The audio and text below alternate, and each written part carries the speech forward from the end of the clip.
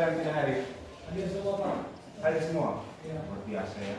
Sebelum kita memulai pembelajaran kita, seperti biasa kita memulai membuka pembelajaran ini dengan mengawalinya dengan doa. Siapa yang mau memimpin kita dalam doa? Yurisa. Silakan.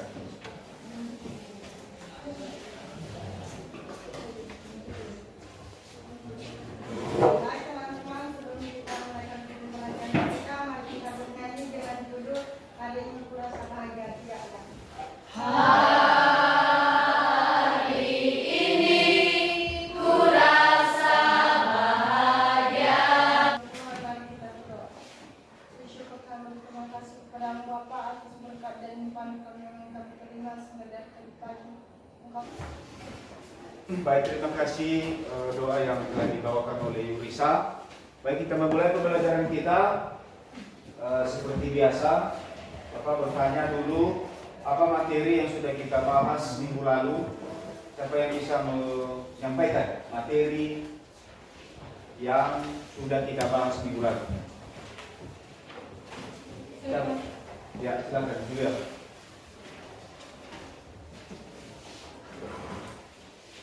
Baik, beberapa materi yang telah kita bahas pada minggu lalu yaitu yang pertama tentang pengertian proposal, di mana proposal adalah suatu rencana kegiatan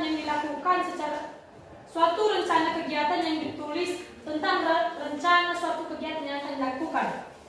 Beberapa jenis-jenis proposal yaitu yang pertama proposal bisnis, proposal kegiatan, proposal proyek, dan proposal penelitian.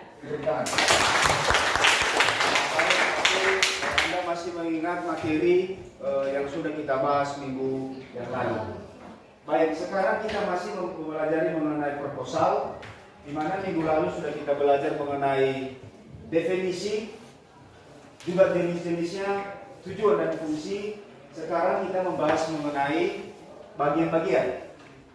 Adapun tujuan kita dalam mempelajari proposal ini adalah untuk memahami betul apa saja bagian-bagian yang tertera di dalam proposal. Baik proposal penelitian, proposal kegiatan, proyek, dan juga proposal bisnis. Itu lebih jelasnya memahami apa saja bagian-bagian yang ada dalam proposal ini. Silakan anak-anak kami mengamati video yang Bapak tayangkan nanti dan kalian ingat, pahami apa saja yang disampaikan. Ketika nanti sudah selesai pengamatan video, maka saya berikan kesempatan nanti menyampaikan hasil pengamatan yang terkait dengan video yang dimaksud. Kalau rumusan masalah dan tujuan itu saling berkaitan, sinkron. Sedangkan kalau untuk manfaat, itu manfaatnya untuk siapa? Sampai di sini paham? Assalamualaikum warahmatullahi wabarakatuh. Halo, berjumpa lagi dengan saya Arisa Nuraini. Alhamdulillah bosan tidak bosan, pokoknya ketemu sama saya lagi. Kali ini kita masih akan bahas mengenai proposal ya. Lanjutkan dari yang kemarin. Kalau misalnya kemarin kita hanya membahas mengenai pengertian dan jenis-jenis dari proposal, kali ini kita akan mencoba menilik lebih dalam struktur atau bagian-bagian dari proposal itu apa saja sih. Jadi, kalau misalnya kemarin kita sudah paham ada 4 jenis proposal, maka sekarang kita akan membahas mengenai strukturnya. Karena beda proposal itu beda strukturnya ya. Sebenarnya yang aktif dalam kegiatan pembelajaran jarak jauh dalam bulan November 2020. Jadi kamu paham ya, antara rumusan masalah dan tujuan itu harus sinkron. Karena rumusan masalahnya itu adalah pertanyaannya, sedangkan tujuan adalah pernyataannya. Kita, siapa yang mau? Ya, silakan. Dari hasil pengamatan saya tentang video tadi, di situ dijelaskan tentang struktur ataupun bagian-bagian proposal, di mana bagian-bagian proposal pada proposal penelitian terbagi menjadi beberapa bagian. Yang pertama bagian awal, di mana pada bagian awal ini terdapat cover, pengesahan, daftar isi, daftar tabel,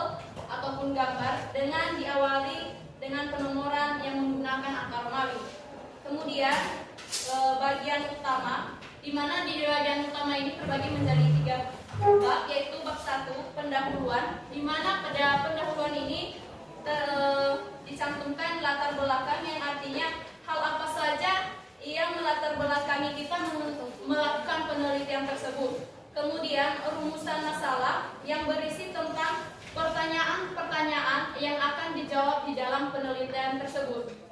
Seterusnya tujuan, di mana dalam tujuan ini terdapat berbagai pernyataan dari rumusan masalah dari awal.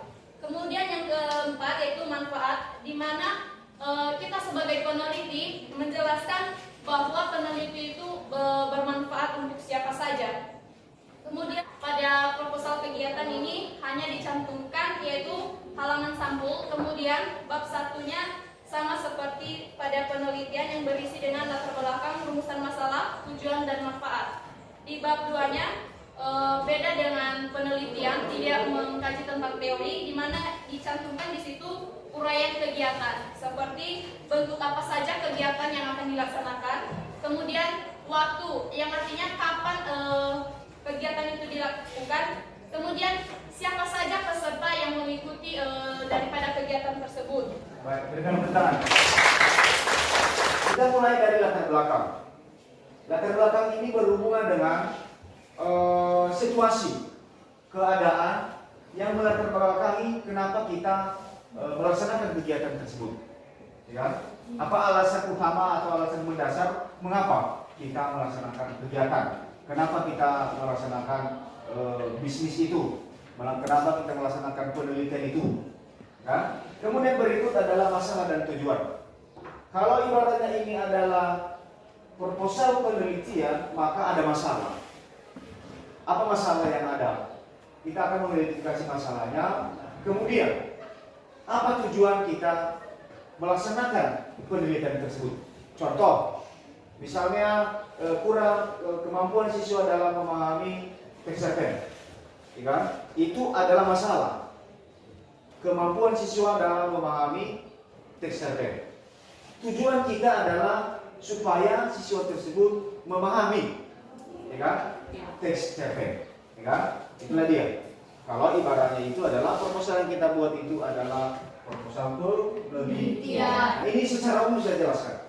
Tentu Anda sudah memahami, silakan bentuk kelompok kita bahas secara bersama-sama. Silakan membentuk kelompok. Baik, kalau ada LKPD yang saya bagikan, silakan dikerjakan nanti.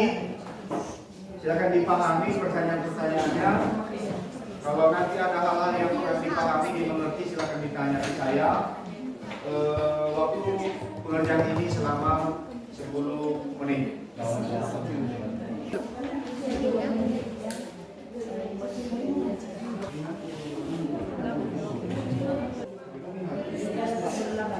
Silakan diserahkan.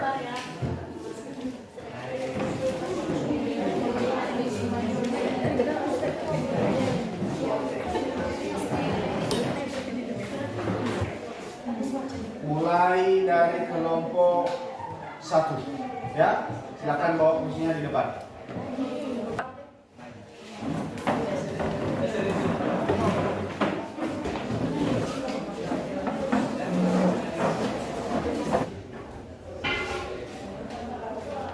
Baik, terima kasih kesempatan yang telah diberikan kepada kami untuk menyampaikan hasil diskusi kami selama ini. Dan sebelumnya yang terhormat Bapak Guru Pengasuh Mata Pelajaran dan yang saya banggakan teman-teman semua. Sambutlah salam bahasa dari Ketanya sejauh. Baik, terima kasih kesempatan yang telah diberikan moderator kepada saya untuk menyampaikan hasil diskusi kami. Baik, yang menjadi bagian-bagian proposal ataupun struktur proposal terkhusus untuk proposal penelitian. Yang pertama bagian awal, kedua bagian utama, dan ketiga bagian akhir. Di mana di bagian awal terdapat berbagai cover, di mana pada cover tidak ada penomoran. Kemudian pengesahan. Yang ketiga daftar isi. Yang keempat daftar tabel ataupun gambar, di mana diawali dengan angka yang menggunakan angka Romawi. Kemudian bagian utama, di mana pada bagian utama ini terbagi menjadi 3 bab.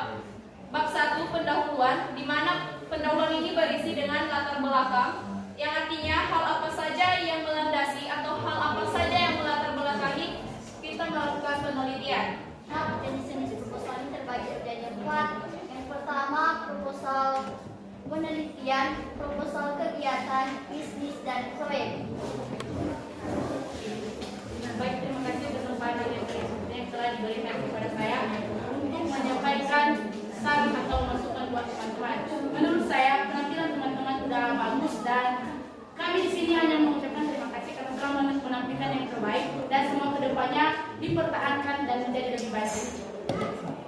Dan tidak jika ada pertanyaan yang ingin ditanyakan mengenai struktur dari proposal ini, Indonesia. Baik, yang menjadi pertanyaan saya yaitu di bagian sistematika proposal secara umum.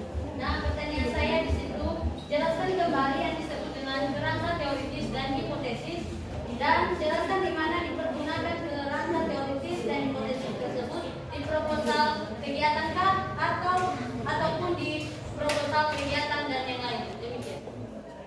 Baik, langsung kami tanggapi pertanyaan dari teman kami ini, di mana jelaskan kembali kerangka teoritis dan hipotesis. Di mana kerangka teoritis dan hipotesis ini adalah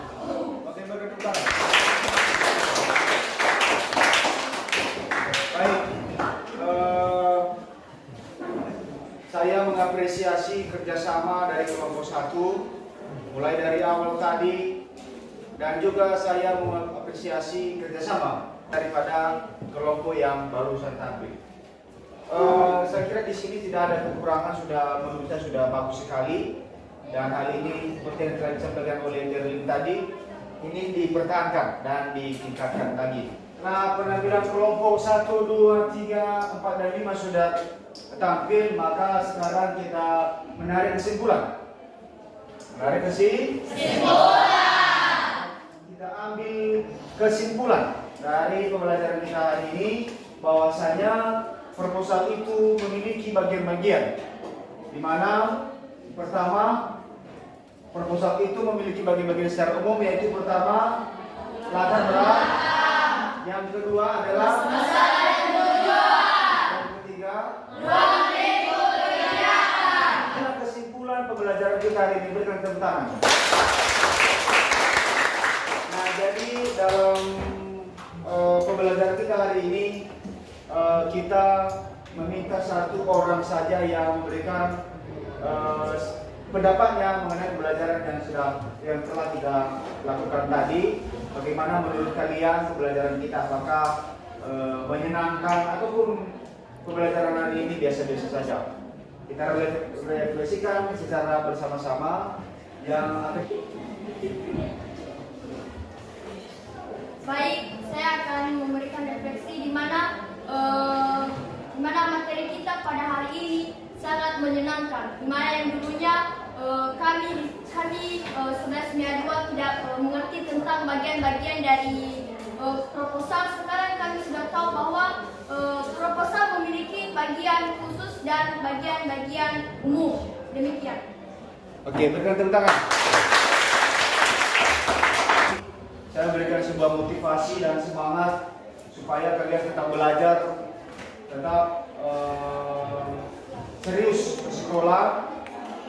Oleh karena itu, sebelum kita mengakhiri pembelajaran kita ini, karena kita memulai tadi adalah memulai dengan doa, maka kita akhiri pembelajaran kita ini dengan doa juga. Siapa yang memimpin kita dalam doa? Oke, silakan.